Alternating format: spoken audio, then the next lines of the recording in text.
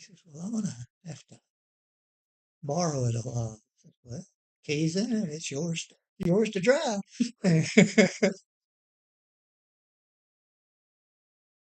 So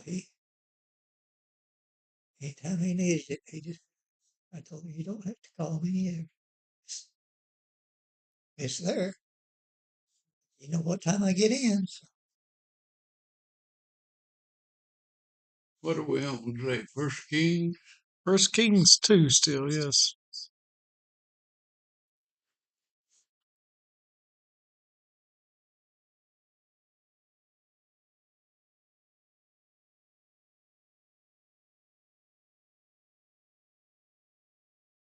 That's the one.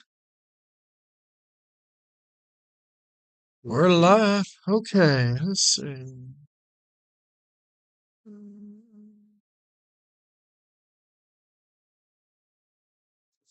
Yeah, we'll be First Kings 2 or too long. We want to do some background work again. We talked about Joab and we kind of went a little backwards and talked about some of the things Joab and why Solomon did what he did to Joab.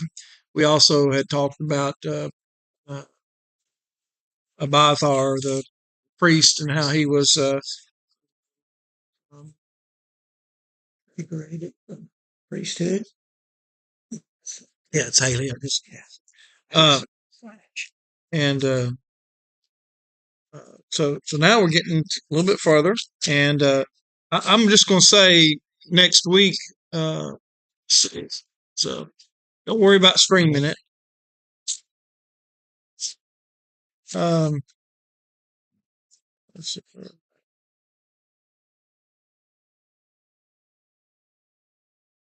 I'm going to say just talk about Solomon's dream and prayer for wisdom. It's the main thing. Talk about that. You could talk about some of his wives, and that kind of is a precursor to the problems he's going to experience later. But we're going to talk about a guy named Shimei. Now, last week I went through this Thompson chain, and we went through Abiathar, I think, and even Joab, and it gave a list of the different verses. Well, Shimei doesn't have enough that basically Thompson did a special one for him. However, I think it's important for us to go back. Now, of course, Gene taught for a long. How many years did you teach, Gene? How many years did you teach? Oh, 35, 37. I don't remember. Just a few, yeah. And so, not like. Did you know? By the way, did you know Miss Knight here at Boonville? Who? Miss Knight. Knight, yeah. She's still teaching. Yeah. I saw her back sometime. I don't remember. I didn't even know her. Yeah, 51 years. Yeah. At same place. She's been at Boonville her whole time. 51 years. 51 years at Boonville, yes. Rebecca 9. Yeah. Start to left eye. See, she worshipped down at 3rd Street. Oh, okay. I didn't know that. Yeah. Yeah. Yeah. Yeah, she's one of those Church of Christ of a different flavor. Okay. Well, but yeah, she has been teaching 51 years at Boonville. She's never taught anywhere else. And I asked her one time, said, was there anybody else that's taught? I think there's 2 others that have taught just a couple years more, but one of them was getting ready to retire. And but those 2 did not teach at the same school all 50 something years. So that's kind of unusual because I didn't either. I taught here 21 or 22 years, I think. Right. Mm-hmm. Well, anyway, teachers, something that teachers do a lot of times is they'll repeat things, because we learn when you go over information again. And I'll be honest, I think when we get older, I think maybe we need that even more. And so some of this we went through about Shimei, but now we're going to see a full picture. And so I think it's good to do that. It refreshes you exactly who the Shimei is. why he's going to be dealt with the way he's going to be dealt with, and we'll talk about what we think about it. By the way, Larry, I did. Why you don't have yours? Your Bible last week was in your truck, which was at the mechanics. He was driving it around. He was doing some of that we was talking about earlier about, I guess, I don't know. I guess he was making sure it's okay. But anyway, that's why you didn't have your Bible. So it's somewhere else. So this can stay in your Bible. I think I put it in there on the Probably so. in the sound booth. Probably so. Well, you got this copy just in case. So anyway, we're going to go back. So we'll be to First Kings. It's First Kings 2, verse 36 in just a little bit. But we're going to back up first because the King Solomon, he's going to summon Shimei. And so we need to know why.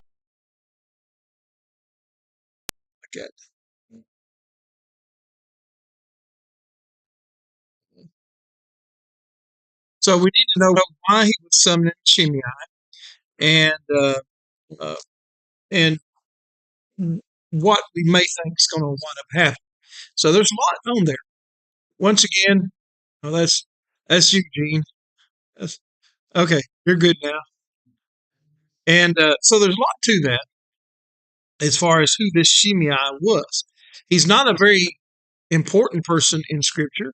There's not a ton of things about him, but yet we see that he's dealt with and he's been there before. So we're going to go back to 2 Samuel chapter 16. And this is the first time we read about Shimei. There was nothing influential about him. He wasn't someone that had been a high-ranking official, but he was kin to someone that obviously he probably had some importance, and he was kin to Saul. So even before we read it again, generally that he was of the house of Saul. What do you think his thoughts of David would be?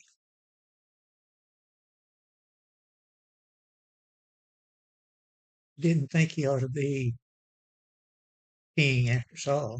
Well, obviously, yeah. So he would have had not great, it'd be kind of like, even in politics, you really like a certain president and then someone of the other party wins, it's like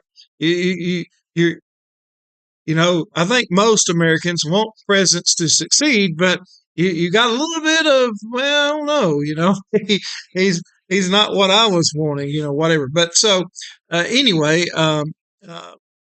so this Shimei was from the house of Saul. So in 2 Samuel 16 and verses 5 through 14, we're going to read. When King David came to Bahurim, there came out a man of the family of the house of Saul, whose name was Shimei, the son of Gera, and as he came, he cursed continually. Now, this is when, you remember when David heard that Absalom was coming with men to basically overthrow him as king in Jerusalem. And you remember, David didn't stand and fight. He basically fled the city.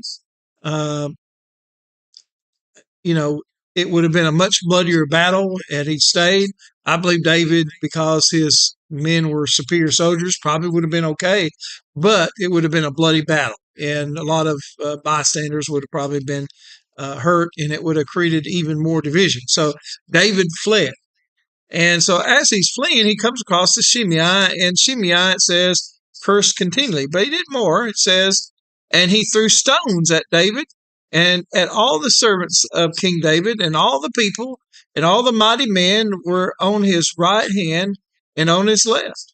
Now, think about this picture. Here's this guy of no big influence. I mean, yes, he was the house of Saul, but he wasn't he wasn't closely related to Saul. He was no one that was on anyone's radar. And he is cursing David as David is walking through this area. And then he picks up stones. My guess is whatever he could find. And he begins throwing it at not just David, but David's mighty men. Now, we kind of skipped through some of that.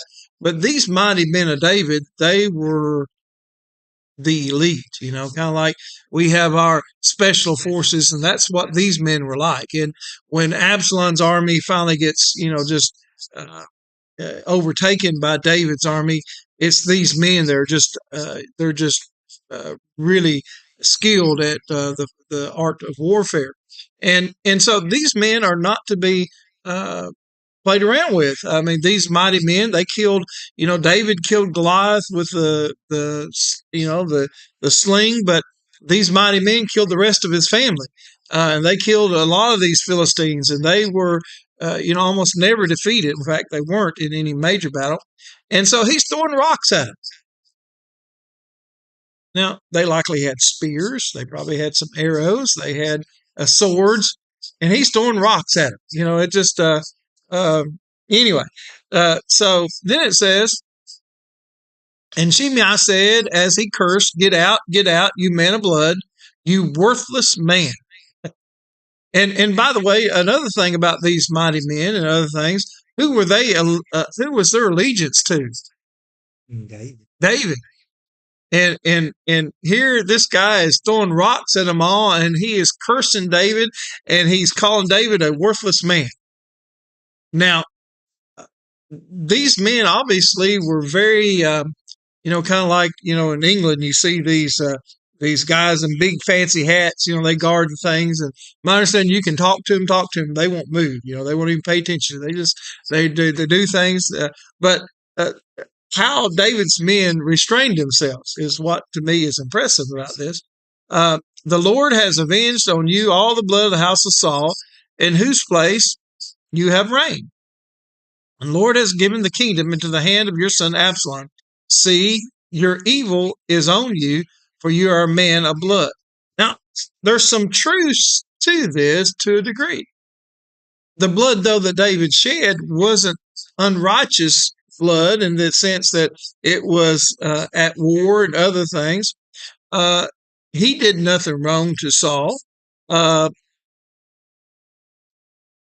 This is on his hand. Well, there was actually some truth to that.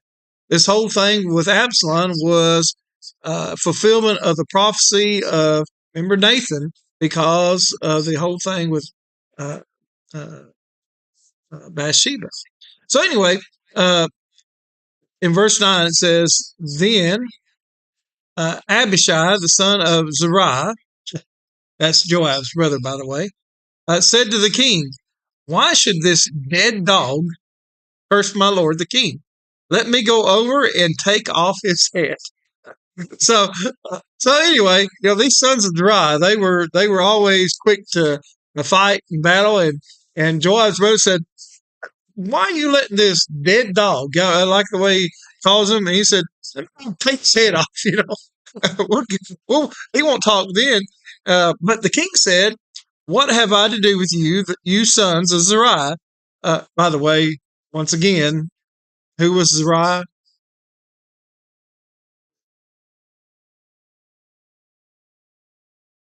Who was Zeruiah?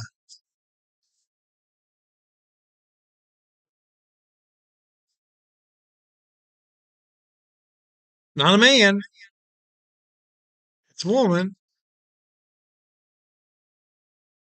We're going to have a test one of these days. Test. See how well y'all do. Who is Zeruiah? We talk about her just about every week when we was talking about David. Yeah. David's sister. There we go. So Zeruiah was David's sister. So who was Abishai and Joab? How were they related to David? Nephews. Okay. So there's he's calling the sons of Zeruiah, which they are, but yet it's have you ever been upset at your own kids and said, well, you're your mother's child or whatever? Or if they do something wrong, your spouse will say, oh, you're your father's child, whatever. It's so anyway, they were a little hothead. Who knows? Maybe Zeruiah had that in her as well. But so anyway, what am I to do? But the king said, what am I to do? King said, "What have I to do with you, you sons of Zeruiah? If he is cursing because the Lord had said to him, curse David, who then shall say, why have you done so?" So David had the Lord called Shimei to curse David? No. But just in case, David's like, maybe that's the case. He wasn't really, what's the phrase we used to tell our little kids when they was real young? Sticks and stones may break my bones, but words will never harm me, So, uh, he, he wasn't going to do anything bad to him. So just let him be. Let him be. In verse 11, David put it in perspective too. He said, David said to Abishai and to all his servants, "Behold, my own son seeks my life. How much more now may this Benjamite leave him alone, let him curse, for the Lord has told him to. It may be that the Lord will look on the wrong done to me, and that the Lord will repay me with good for his cursing today." So David and his men went on the road, while Shimei went along the hills on the hillside opposite him, and cursed as he went, and threw stones at him and flung dust. I mean, what a sight that had to be. These mighty men of David coming through there, and this one lone man is cursing up a storm, throwing rocks, and just kicking up.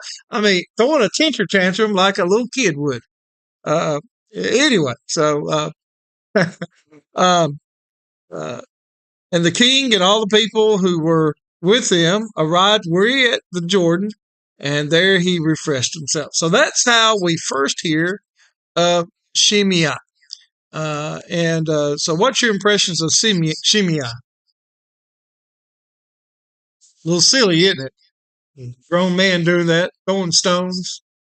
And my guess is he didn't actually hit anybody with them. He just threw them. They were probably too far away. And so he's throwing things, and he's kicking up dust and throwing a tantrum.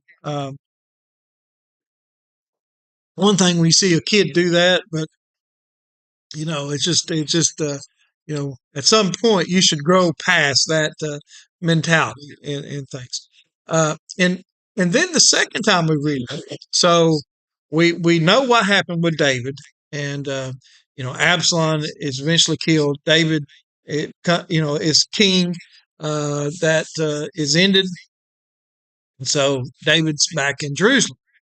Well, you got a lot of people coming to the king. Then you got people that stood by him; they're going to get rewarded. You got people that, well, like the Shimei, maybe. Put it this way: after David is fully back to being king, how would you feel if you were Shimei?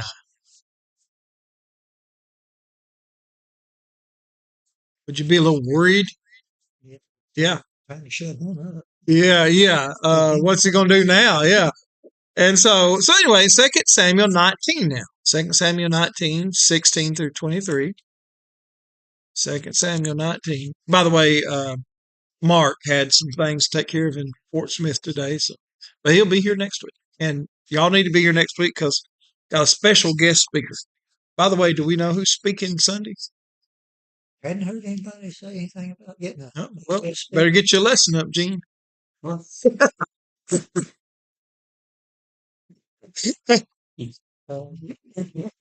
I'm sure they got it figured out. They just keeping it a secret, so that way anticipation. Anyway, so in 2 Samuel 19, 16 through 23, and Shimei, the son of Gera, the Benjamite from Bahurim, hurried to come down with the men of Judah to meet King David. And with him were 1,000 men from Benjamin. And Ziba, the servant of the house of Saul, with his 15 sons and his 20 servants, rushed down to the Jordan before the king. And they crossed the ford to bring over the king's household and to do his pleasure. And Shimei, the son of Gera, fell down before the king as he was about to cross the Jordan, and said to the king, "Let not my lord hold me guilty, or remember how your servant did wrong on the day that the Lord the king left Jerusalem. Do not let the king take it to heart." Oh, don't remember that. Just forget about that. I didn't mean it. Whatever. For your servant knows that I have sinned. Therefore, behold, I have come this day. First of all, the house of Joseph came down to meet my lord, the king. Abishai, the son of Zeruiah. Okay, well, you can almost guess maybe what he's going to say. Abishai, the son of Zeruiah, answered, shall not Shimei be put to death for this, because he cursed the Lord's anointed? Yeah, Good question. that's a good question. And, in one sense, that's probably what he deserved. And so, David is interesting because he was at times very forgiving, or leaving it to God, or leaving it to future, not necessarily just acting. But let me put it this way. If the same thing had been done to King Saul in previous time, what would David done? He probably would have killed the guy. So it is interesting that because it's him, he is not going to do that this time. But David said, "What I have do to you sons of Zeruiah," again, I like that. I'd like to know the story there. What was Zeruiah like for it to? And by the way, it is a little unique here. So most of the time, when you see someone identified as sons of somebody, I'm off the top of my head, I really can't think of a time when it's the woman, the mother, that is mentioned in this case. And but Zeruiah was indeed a lady. She was the sister of David. So anyway, they apparently had a fairly close relationship. And so I do like that he says, you sons of Zeruiah, that you should this day be as an adversary to me. Shall anyone be put to death in Israel this day? It was a day of celebration, not a day to kill people. For do I not know that I am this day king over Israel? And the king said to Shimei, you shall not die. And the king gave him his oath. So David's not been killed. Now, David doesn't go on to say things about the future for Shimei. All he talks about is that day, and that David wouldn't kill him.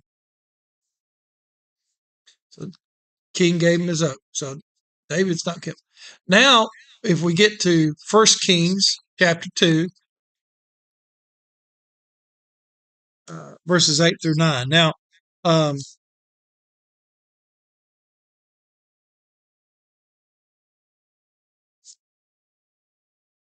this is during the section where David is right before he dies, and he's given Solomon some final words. Now, he talks about Joab. Tells him, don't let Joab go to Sheol with gray beard. You need to take care of him. He will not be loyal to you. He gives Solomon some information about Shimei as well. And so in 1 Kings chapter 2, verses 8 through 9, as David's given last words to Solomon about being king, he says, and there's also with you Shimei, the son of Gera, the Benjamite from Bahurim, who cursed me with a grievous curse on the day that I went to Mahanaim. But when he came down to meet me at the Jordan, I swore to him by the Lord, saying, I will not put you to death with a sword. So David said, I will not put you to death. Now, therefore, do not hold him guiltless, for you are a wise man. You will know what you ought to do to him, and you shall bring his gray beard down with blood to Sheol. So, of course, we've mentioned Sheol is the equivalent in the New Testament of Hades. It's just where you go when you die. And, of course, we know from the New Testament that you've got a place of paradise, Abraham's bosom, and you got a place of torment. So it's not that when they say this phrase, they're not issuing like God's judgment on it. They're just saying when they die is basically what they say. We don't probably use those terms anymore in that way. We just say, don't let them go to the grave, maybe. And basically that's really what it means in our vernacular. So anyway, David tells Solomon, I said I wouldn't kill him, but you're a wise man. Yes, you're a wise man. You'll know what to do. Don't let him go in peace to his grave. So Anyway, so and we've seen Solomon really takes these things to heart. Solomon was indeed, even before we see where he asked for wisdom that Larry will talk about next week. Even before that, David talks about how wise Solomon was, and he was indeed wise. Now, why is that? Well, I think a lot of that's had David planned his life to be king when he grew up as a little boy. It never entered his mind. What was David? Shepherd. So if you asked him, things about sheep, I'm sure David was really skilled at how to take care of sheep. He'd been trained here. You see that a lot. Kids that grow up on a farm, they know how to work on a farm. You see kids if they grow up, in some type of their dad, in some type of trade or skill thing, they may pick up some of that. They may even go and work on that. So they'll develop that. I think of someone like say like a Barron Trump right now. They talk about he's very shrewd about certain political things now, and he actually even advised his father because he's grown up in it. I mean, he's now in college, but he's still a young man, but he's a lot wiser on the political aspects probably than even some of the other children of Donald Trump, mainly because that's been his life. His life's been in politics. The others have been strictly in business. So I'm sure he's getting that too. But so David wasn't really prepared to be king in the decisions that you'd have to make. But what is Solomon his whole life? In fact, God decreed that Solomon would be king. So his whole life has been in preparation to being king. So he was a very wise, Kevin. So his whole life was for that. Let me hold on one second. Let me just tell him something.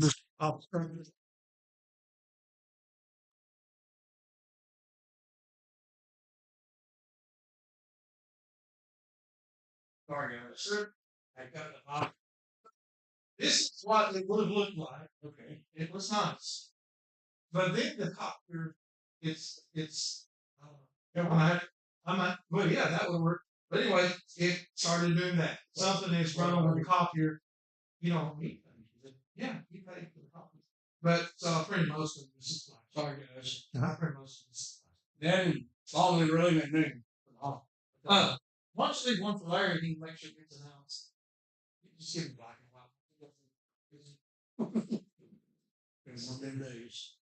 Dr. Ware helped me out. Okay. Thank you. Oh, you gave two. That means you got to bring people with you now. Yeah. We'll see, Kev. Okay, so anyway, so Solomon would have been really prepared to be king, from how to run things, what people expect, just the whole thing. So he was way ahead of where David would have been. And by the way, he was even way ahead of where Saul. Remember, Saul was first king, so he definitely didn't know anything about being king. So Solomon was the first king that had grown his whole life knowing that he would be king and had studied and had prepared himself. So Solomon was a lot more skilled with the governance than the other kings, like Saul and David. And so anyway, and that's even before he asked the wisdom from God. Anyway, so in 1 Kings chapter 2, verses 36 through 46, and I think that's actually one of the headings there. Yes, okay. And so then the king summoned Shimei and said to him, "Build yourself a house in Jerusalem and dwell there, and do not go out from there to any place whatever." So, doesn't sound like he's going to kill him, does it? But he said, build a house in Jerusalem and stay there. So, in essence, what is he kind of doing? Setting him up. Well, I guess you could say set him up, but what would we call this today? Someone has to go to a house and they can't leave. It'd be kind of like under house arrest, yeah. So he's telling Shimei, build yourself a house, get you a house, and don't leave. Stay there. Stay put. And then he says the consequences if he leaves. He says, for on the day that you go out and cross the brook Kidron, know for certain that you shall die.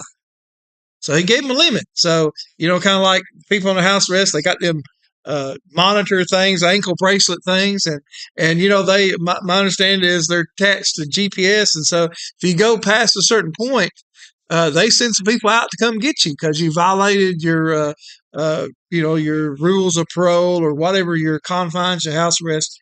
And so anyway, crossing the brook Kidron, basically you leave Jerusalem, you go down the hill and there's Kidron and you cross over it. And so anyway, if you cross it, you'll die. Your blood shall be on your own head. So in other words, Solomon is not going to just kill him without cause, but he's given him orders now. Okay. And Shimei said to the king, what you say is good, as my lord the king has said, so will your servant do. So Shimei lived in Jerusalem many days. So sounds like he's starting off doing what he should. But it happened at the end of 3 years. Two of Shimei's servants ran away to Achish, son of Maacah, king of Gath. And when it was told Shimei, behold, your servants are in Gath. By the way, who else was famously from Gath? It's in the land of the Philistines. Yeah. Good job. Yeah, Goliath and his family. Yeah. So they went his servant went to Gath. And when Solomon was told that Shimei, wait a second, had gone from Jerusalem to Gath and returned, the king sent and summoned Shimei and said to him, did I not make you swear by the Lord and solemnly warn you, saying, know for certain that on the day you go out and go to any place, whatever, you shall die. And you said to me, what you say is good, I will obey.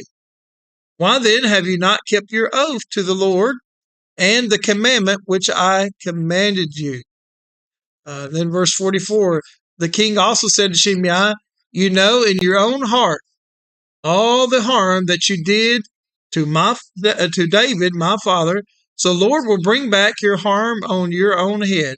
But King Solomon shall be blessed, and the throne of David shall be established before the Lord forever.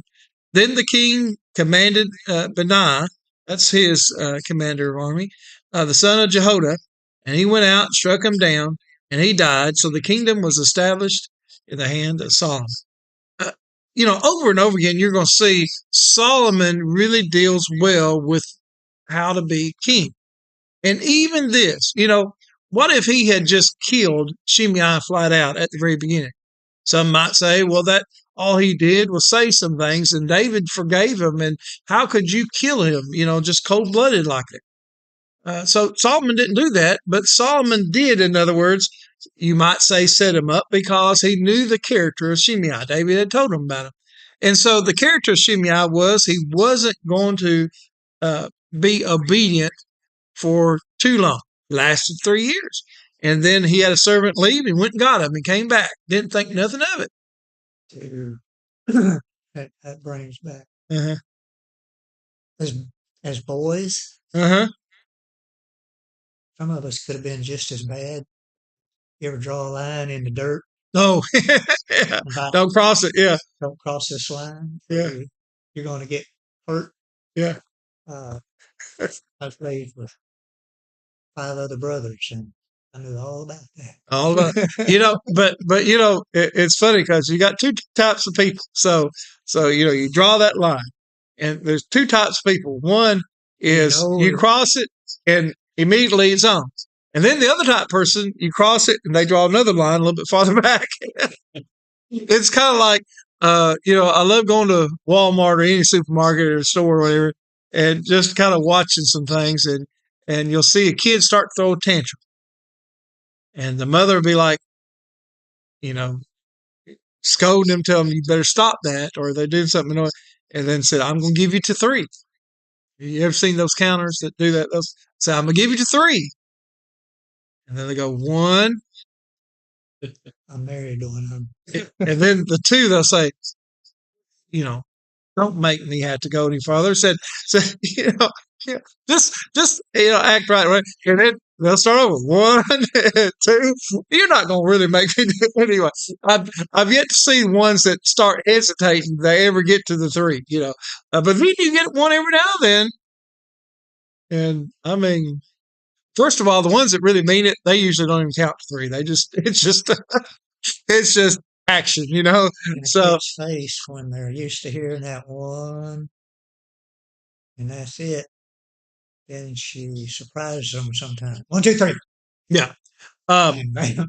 Yeah, Haley runs into that a lot, when she's at the club or even at daycare, and kids that normally there's a procedure. You'll get a pink slip or something, and there's an escalation. But there's certain things if you do, like get in a fight. The kids do that. They go straight to the punishment phase, and they're like, "Wait a second, I didn't even get a pink slip." You don't get a pink slip for when you do certain things, and so anyway, well. Solomon, like I say, I want us to understand Solomon was great at being king. He was a good king. As far as just from the merits of being a king, he was superior than any king that ever lived, at least definitely in the land of Israel, but maybe ever. So why is it that if you were to look at even the Jews, if you'd ask them who was the greatest king ever in Israel, who are they going to say? David. Well, why are they going to say David when Solomon was by far a better skilled king and a governor that had more peace, they had more land, they had more wealth? Every measurable you could measure was better under Solomon's reign. So why is it that David is thought of much higher than Solomon? Probably just got conquering. Just first. Well, Saul was the first king. Huh? Well, but he was life, and then the battles he won. Yeah, but are you better off with a king that's having to fight battles, or a king that's so good he's skilled at never getting in a battle? You don't have any people dying. You don't have any your wealth just keeps going up. Your land keeps increasing, not because of war, but because he's so skilled as a king. Now, I want to say this. I'll say this first. So generally, you start judging people, way after the events, and so it's people that didn't even live during that time that ultimately are the ultimate judges. But my guess is people that lived under both reigns, David and Solomon, they actually probably preferred Solomon because they had more wealth. Their sons weren't having to go to battle. And so they probably actually preferred Solomon. So why is it that we look at David as superior and he's thought of higher? Even in Scripture, he's thought of higher. Why is that? What was the difference? Sometimes you give people their credit and what they are. Solomon was a very skilled king, very successful king. But what was the difference between Solomon and David? His wisdom. Well, elaborate on that. Whose wisdom? Solomon. Okay, Solomon's wisdom. What was his wisdom in, though? I don't want to steal your lesson, though. You'll see it's not maybe what we think. I look at Solomon sometimes. I call him the wise fool.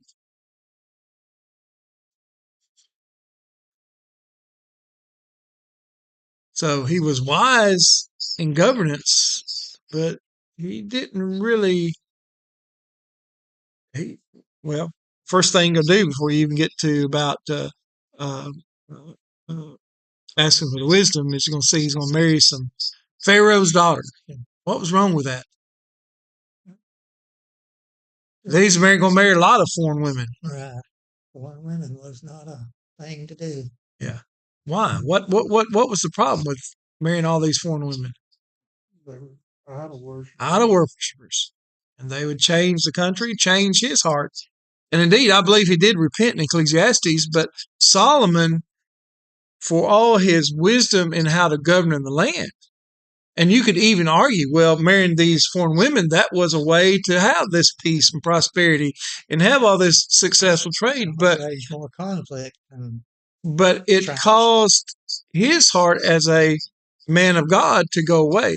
And so David was a man after God's own heart. And that's why David's looked at quite, it's not even close.